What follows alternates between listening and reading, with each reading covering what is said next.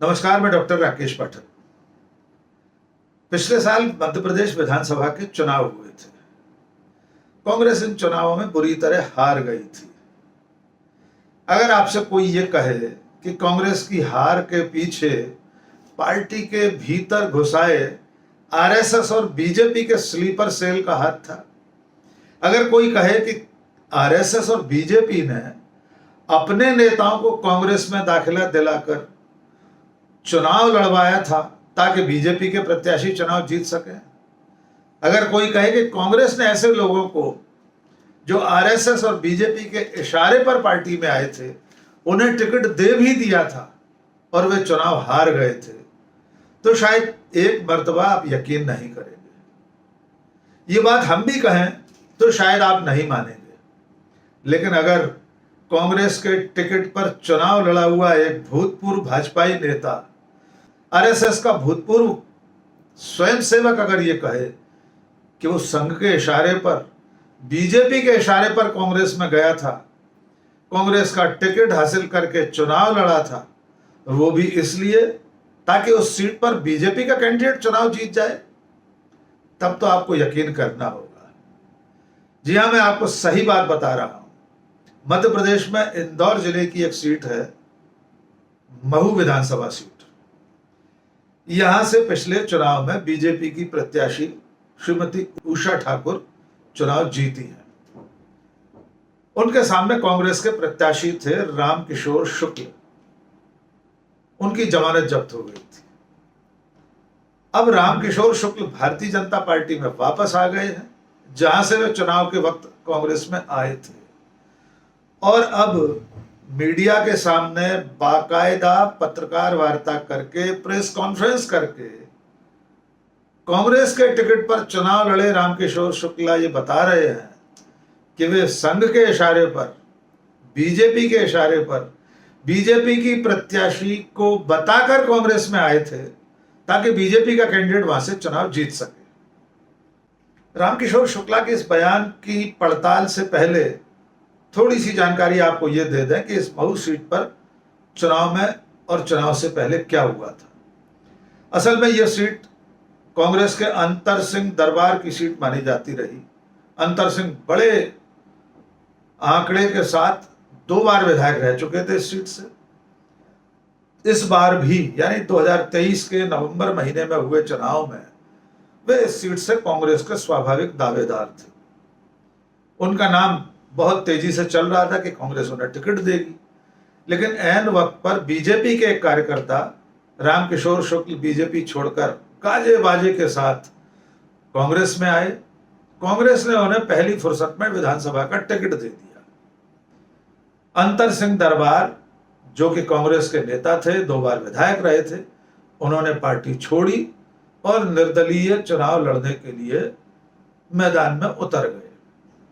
Bharatiya Janata party से प्रत्याशी थी उषा ठाकुर, जो पिछला चुनाव भी जीत चुकी थी, लेकिन उनकी हालत खस्ता थी। इस बात की तस्दीक रामकिशोर शुक्ला के बयान में भी आपको आगे चलकर देखने को मिलेगी। यानी उषा ठाकुर के लिए चुनाव कठिन था। इसके बावजूद कांग्रेस ने अपने दिग्गज नेता और प्रबल दावेदार अंतर सिंह दरबार को टिकट न देकर बीजेपी से जुमा 4 रोज पहले कांग्रेस में आए रामकिशोर शुक्ला को टिकट दे दिया। रामकिशोर शुक्ला चुनाव हार गए। निर्दलीय चुनाव लड़े भूतपूर्व कांग्रेसी अंतर सिंह दरबार भी चुनाव हार गए, और बीजेपी की उषा ठाकुर, जिनकी राह बहुत कठिन दिखाई दे रही थी, वे अच्छे खासे वोटों के साथ चुनाव जीत गई।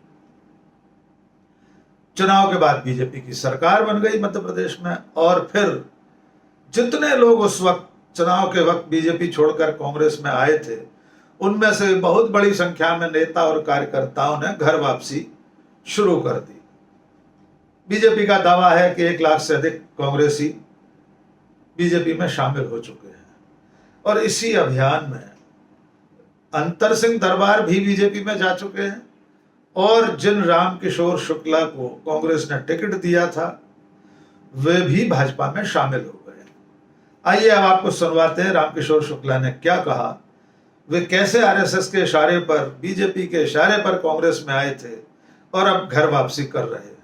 आइए सुनिए रामकिशोर जी का ये बयान। पत्रों में छाप रहे हैं मेरे खिलाफ में, तो वस्तु स्थिति साफ करने के लिए मैंने आज ये प्रेस कॉन्फ्रेंस बुलाई और उसमें विशेष रूप से मैं संघ के लोगों का भी धन्यवाद ज्ञापित करूंगा, वो पार्टी का भी कि उन्होंने मुझे सदस्यता दी और मेरे संघ के मित्र थे, उनके कहने पर ही मैंने ये चुनाव लड़ा। उनका ये था कि कैसे भी बीजेपी की सीट को लाना है और उस समय स्थितियां बिल्कुल विपरीत थी। ऐसा लग नहीं रहा था कि दीदी चुनाव जीतेंगी और संघ के लोग बहुत ज्यादा चिंतित थे इससे कि किसी भी हालत में 9 सीट जीतना, हम 8 जीत रहे हैं, ये सीट भी जीतना है। और जितने असंतुष्ट लोग बीजेपी के थे वो सब आप लोगों के सामने था कि निश्चित रूप से विकट स्थिति थी जीतने के लिए। फिर मैंने फैसला किया इसमें चुनाव लड़ने का और चुनाव लड़ा और चुनाव लड़ने के बाद हारे, क्योंकि 2 लड़ेंगे तो निश्चित रूप से हारना है। देखा जाए 2023 का जो चुनाव हुआ विधानसभा का, इसमें तो देखा जाए तो कांग्रेस को भीतरघात हुई आपको टिकट दे।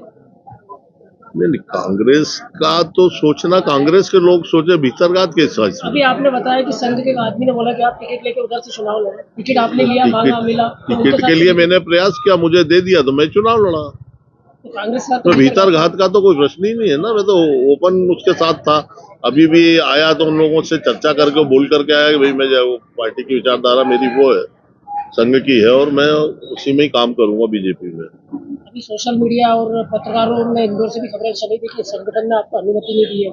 नहीं, जब यार मैंने सदस्यता ले ली और आपको उसके अंदर आपको मैंने सबको व्हाट्सएप किया है, मैंने सदस्यता की जो मेरी वो है, उसके बाद में ये कहना कि नहीं है तो वो तो फिर अब आप लोगों को सोचना कि क्या है और क्या नहीं है।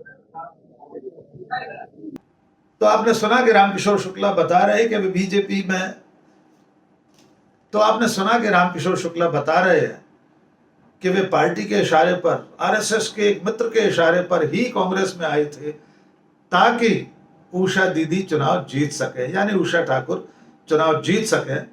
उनके मुताबिक अगर वे दल बदल करके कांग्रेस में नहीं आते तो उषा ठाकुर बीजेपी की प्रत्याशी, उनका जीतना मुश्किल था। अब आपको सुनवाते हैं श्रीमती उषा ठाकुर का बयान कि वे रामकिशोर शुक्ला के इस दावे पर क्या कह रही हैं। वे इतना तो स्वीकार कर रही हैं कि रामकिशोर शुक्ला बीजेपी छोड़ने से पहले उनसे मिले थे और इस बात का रोना रोया था कि 20 साल तक पार्टी ने उन्हें कुछ नहीं दिया। आइए सुनिए उषा ठाकुर क्या कह रही है रामकिशोर शुक्ला के बारे में। देश के जाने माने पत्रकार और खास तौर से मध्य प्रदेश के मालवा अंचल की, इंदौर की राजनीति को बहुत गहराई से समझने वाले वरिष्ठ पत्रकार डॉक्टर प्रकाश हिंदुस्तानी क्या कहते हैं। कांग्रेस का अपराजय गढ़ रहा है। मध्य प्रदेश के पूर्व मुख्यमंत्री प्रकाश चंद्र सेठी महू से लड़ते थे। आरसी जाल नामक एक नेता महू से हमेशा विधायक रहे और जब तक वे जीवित रहे वे ही कांग्रेस की ओर से लड़ते और जीतते रहे। अंतर सिंह दरबार 2 बार महू से विधायक बने, लेकिन 3 बार वे लगातार हार गए। जब से महू पर बीजेपी की नजर पड़ी है, कैलाश विजयवर्गीय और फिर उषा ठाकुर महू से उम्मीदवार बनती रही हैं बीजेपी की तरफ से, तब से महू में कांग्रेस की हालत अच्छी नहीं कही जा सकती। इसका एक कारण है रामकिशोर शुक्ला जैसे नेता।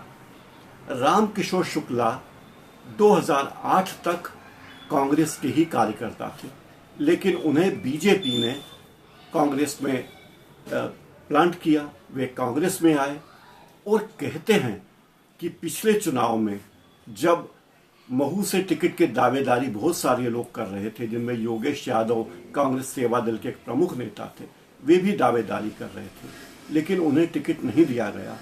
तब बीजेपी से कांग्रेस में आए रामकिशोर शुक्ला को महू से टिकट दे दिया गया। जो मुझे जानकारी मिली उसके मुताबिक बीजेपी के नेताओं ने रामकिशोर शुक्ला को कांग्रेस में प्लांट किया था ताकि उषा ठाकुर की जीत सुनिश्चित हो सके। ये भी कहा जाता है कि रामकिशोर शुक्ला की तरफ से एक बिल्डर ने 3 करोड़ रुपए कांग्रेस के एक बड़े नेता को दिए थे ताकि रामकिशोर शुक्ला को ही टिकट मिले। रामकिशोर शुक्ला को टिकट मिला। अंतर सिंह दरबार जो पूर्व विधायक थे, वो 3 बार हार चुके थे लेकिन तगड़े दावेदार थे, वे दूसरे नंबर पर रहे।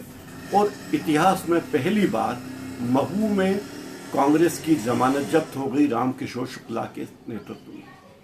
अब वही रामकिशोर शुक्ला वापस बीजेपी में चले गए हैं और कह रहे हैं कि उषा ठाकुर के कहने पर मैं बीजेपी में आया हूं। ये वही उषा ठाकुर है जिनके खिलाफ वो चुनाव में खड़े हुए थे और अपनी जमानत गंवा चुके थे और कांग्रेस की मिट्टी पलीट कर चुके थे। आश्चर्य होता है कि कांग्रेस ने ऐसे नेताओं पर भरोसा किया जो पहले कांग्रेस छोड़कर बीजेपी में चले गए। चुनाव आया, संभावनाएं दिखी कि कांग्रेस की सरकार मध्य प्रदेश में बन सकती है, तो वो व्यक्ति वापस कांग्रेस में आया और कांग्रेस ने उसे टिकट दे दिया। ये सारी बातें बताती है कि कांग्रेस में सब कुछ बहुत अच्छा नहीं चल रहा है। कांग्रेस के प्रबंधन में उच्च स्तर पर बहुत सारी गड़बड़ियां हैं और कांग्रेस के कार्यकर्ताओं का मनोबल बनाए रखने के लिए ऐसी कोई व्यवस्था नहीं है कि कांग्रेसी अपना मनोबल बनाए रखे। तो इन बयानों के आधार पर आप समझ सकते हैं कि नवंबर 2023 में कांग्रेस की हार में बीजेपी और आरएसएस के स्लीपर सेल के रूप में काम कर रहे इन छद्म कांग्रेसियों का कितना बड़ा योगदान था। ये तो एक मामला खुलकर सामने आया है, और कितने ऐसे नेता थे और ऐसे कितने प्रत्याशी थे जो चुनाव से पहले बीजेपी छोड़कर कांग्रेस में आए थे। हो सकता है वे इसी रणनीति के साथ आए हों कि उनके आने से बीजेपी की जीत का रास्ता सुदृढ़ हो जाए, सुगम हो जाए, और पार्टी की जब सरकार बन जाएगी तो वे वापस बीजेपी में आ जाएंगे। ऐसे और कितने नेता अभी कांग्रेस में बाकी हैं जो आरएसएस के स्लीपर सेल के रूप में कांग्रेस में काम कर रहे हैं। ऐसे बहुत से नेता आज भी हैं जो राष्ट्रीय स्वयंसेवक संघ की विचारधारा, उसके मुद्दों के साथ सहमति जताते रहते हैं, उसके साथ खड़े दिखाई देते हैं, लेकिन नेता वे कांग्रेस पार्टी के हैं। राष्ट्रीय स्तर से लेकर प्रदेश स्तर तक ऐसे नेताओं के बारे में राहुल गांधी भी जानते हैं। कई बार राहुल गांधी अपने बयानों में कह चुके हैं कि मैं जानता हूं बहुत सारे लोग आरएसएस की विचारधारा से प्रभावित हैं। राहुल गांधी कह चुके हैं कि ऐसे लोग पार्टी छोड़कर चले जाएं, लेकिन पार्टी अपनी तरफ से ऐसे लोगों की न तो शिनाख्त करती है, न उन पर कोई कार्रवाई करती है, और इसका खामियाजा पार्टी किस तरह चुनाव में भुगतती है, इसका जीता जागता नमूना मध्य प्रदेश का विधानसभा चुनाव रहा है। देखना होगा अभी और कितने ऐसे नेता सामने आते हैं जो बीजेपी से कांग्रेस में आए थे, चुनाव लड़े, हार गए या जीत गए। कुछ जीतने वाले भी हैं जो पार्टी छोड़ रहे हैं। जबलपुर के महापौर ने, जो कांग्रेस के टिकट पर महापौर बने, पार्टी छोड़कर बीजेपी ज्वाइन कर ली है। ऐसे अनेक नेता हैं, वर्तमान विधायक भी, जो पार्टी छोड़कर, अब कांग्रेस पार्टी छोड़कर बीजेपी में जा रहे हैं और आने वाले दिनों में जाने वाले हैं। कुल मिलाकर रामकिशोर शुक्ला का बयान ये बताता है कि कांग्रेस का नेतृत्व आरएसएस के लोगों, आरएसएस के स्लीपर सेल के लोगों को पहचानने में नाकाम रहा है, इसीलिए उसे चुनाव में हार का सामना करना पड़ता है। आज के इस वीडियो में बस इतना ही। बहुत बहुत शुक्रिया। जय हिंद।